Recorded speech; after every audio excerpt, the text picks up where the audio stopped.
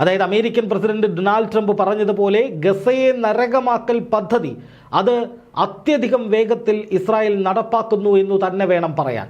100-ലധികം fighter ജെറ്റുകൾ സദാസമയവും bomb വർഷം നടത്താൻ തയ്യാറായി ഗസയുടെ അന്തരീക്ഷത്തിന് സമീപം നിലനിൽക്കുകയാണ്.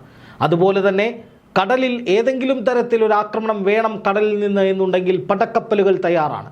അതുപോലെ എണ്ണിയാലൊടുങ്ങാത്തത്രയും പീരങ്കികൾ അതിർത്തി മേഖലകളിലേക്ക് കുതിച്ചെത്തുന്നു. പലതും ഗസയ്ക്കുള്ളിലേക്ക് ഇടിച്ചു കയറുന്നു. അങ്ങനെ ഗസയെ പിടിച്ചെടുത്ത് അവിടെ ഒരു സൈനിക ഭരണം എത്രയും വേഗത്തിൽ പറ്റുമെങ്കിൽ ഈ നൊയമ്പുകാലം കഴിയുന്നതിന് മുമ്പ് തന്നെ സൈനിക ഭരണത്തിന് കീഴിലേക്ക് ഗസയെ കൊണ്ടുവരാനുള്ള സകല പദ്ധതികളും തയ്യാറാക്കിയാണ് ഇസ്രായേൽ ഇത്തവണ യുദ്ധത്തിന് വന്നിരിക്കുന്നത്. പ്രത്യേകം ഓർക്കണം, വെടിനിർത്തൽ കരാറ് ലംഘിച്ചുകൊണ്ട് അല്ലെങ്കിൽ വെടിനിർത്തൽ കരാറിൽ ഇനി പ്രസക്തിയില്ല എന്ന് പറഞ്ഞുകൊണ്ട് അമേരിക്കൻ പ്രസിഡന്റ് ഡൊണാൾഡ് ട്രംപിൻ്റെ ആശീർവാദത്തോടു കൂടി അതിവേഗത്തിലാണ് ഇസ്രായേൽ ആക്രമണങ്ങൾ ആരംഭിക്കുന്നത്.